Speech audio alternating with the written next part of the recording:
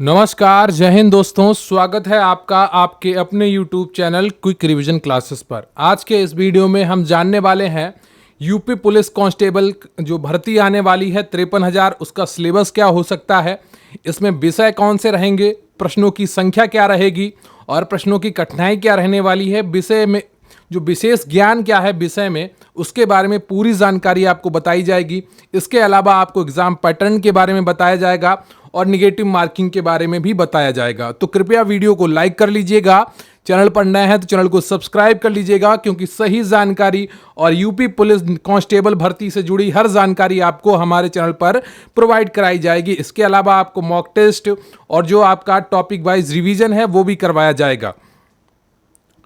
तो सबसे पहले बात करते हैं यूपी पुलिस सिलेक्शन प्रोसेस का। प्रोसेस क्या है उसको आप समझ लीजिए, फिर बात करेंगे एग्जाम पैटर्न का और उसके बाद हम बात करने वाले हैं आपके सिलेबस की।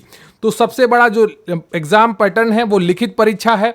यहाँ पर सबसे पहले आपकी लिखित परीक्षा होती थी ऑफलाइन, फिर बीच में ऑनलाइन होने लगी है और लेकिन फिर से उम्मीद है कि आपकी ऑफलाइन ही परीक्षा कराई जाएगी, लेकिन हो सकता है कि ऑनलाइन भी परीक्षा आपकी करवाई जाए। दस्तावेज सत्यापन होता है। इसके बाद अगर आप लिखित परीक्षा की कट ऑफ क्वालिफाई करते हैं, उसके बाद आपका शारीरिक माप परीक्षण होता है, यानी कि आपका फिजिकल मेजरमेंट होता है जिसमें आपका वजन मापा जाता है। अगर लड़का है तो सीने की फुलाव और सीने की चौड़ाई नापी जाती है, लंबाई नापी जाती है, लड़कियों की लंबाई नापी जाती है, वजन नापा जाता है। शारीरिक दक्षता परीक्षण में फिजिकल एफिशिएंसी टेस्ट होता है जिसमें आपकी दौड़ करवाई जाती है और इसके बाद आपका स्वास्थ्य या मेडिकल टेस्ट होता है। तो इन 5 प्रोसेस से गुजर कर ही आपका सिलेक्शन होता है। अब बात करते हैं यूपी पुलिस एग्जाम पैटर्न की। महत्वपूर्ण बिंदु क्या है उनके बारे में आप समझ लीजिए। परीक्षा एक वस्तुनिष्ठ आधारित लिखित परीक्षा होगी, यानी कि बहुविकल्पीय प्रश्न होंगे, 4 विकल्प होंगे और उसमें से आपको एक चुनना होगा। परीक्षा कुल 300 अंकों की होगी जिसमें 150 प्रश्न होंगे। तो कुल 300 अंकों की परीक्षा होगी जिसमें 150 प्रश्न होंगे।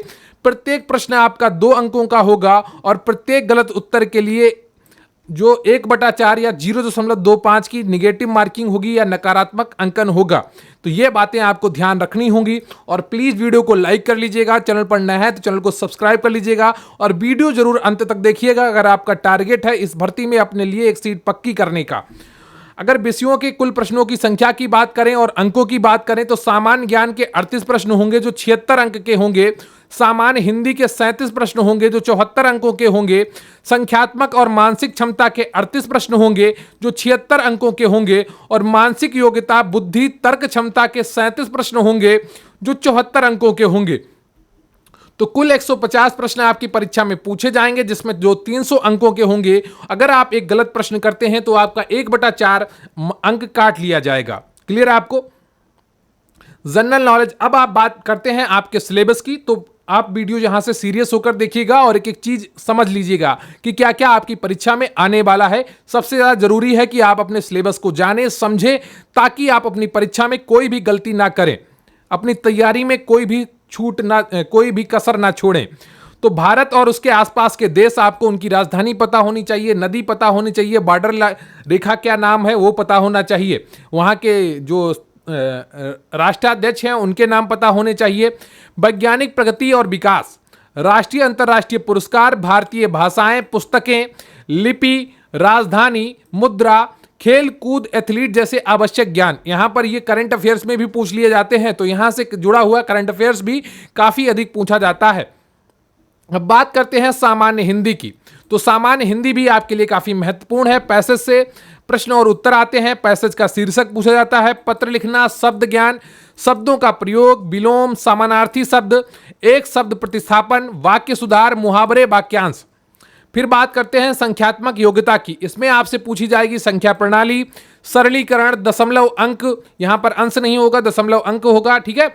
और एचसीएफ और एलसीएम, जो आपका लासामा और लासापा होता है वो पूछा जाएगा आपसे। और अनुपात और समानुपात होगा, ठीक है।